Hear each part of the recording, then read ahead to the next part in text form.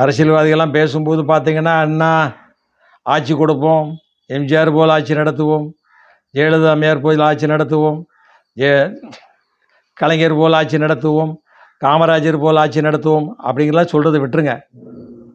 நீங்கள் என்னவா ஆட்சி நடத்த போகிறீங்க? நீங்கள் யாரை மாதிரி இருக்க போகிறீங்க? அப்படிங்கிறதா இப்போ கேள்வி மக்களுக்கு.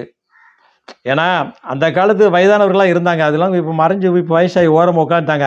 அதுவும் எம்ஜிஆர் காலம் அண்ணா காலத்தில் இருந்தவங்களாம் வயசாகிட்டு, ஆமாம் இப்போலாம் 80 வயசு 75 வயசு தாண்டிட்டாங்க.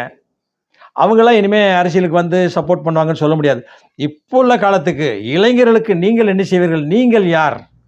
அப்படிங்கிறத சொல்லி ஓட்டு கேளுங்க. இளைஞர்களுக்கு நீங்கள் என்ன செய்வீங்க? வருமானத்துக்கு என்ன செய்ய போகிறீங்க? வேலைவாய்ப்புக்கு என்ன செய்ய போகிறீங்க? அப்படிங்கிறத பற்றி சொன்னால் போதும். முன்னாள், அதுக்கு முன்னால், அதுக்கு முன்னால் தேவையே இல்லையே. நீங்கள் யார்? நீங்கள் என்ன செய்ய போகிறீங்க? அதை மட்டும் பேசுனா நல்லது அப்படின்னு மக்கள் நினைக்கிறாங்க.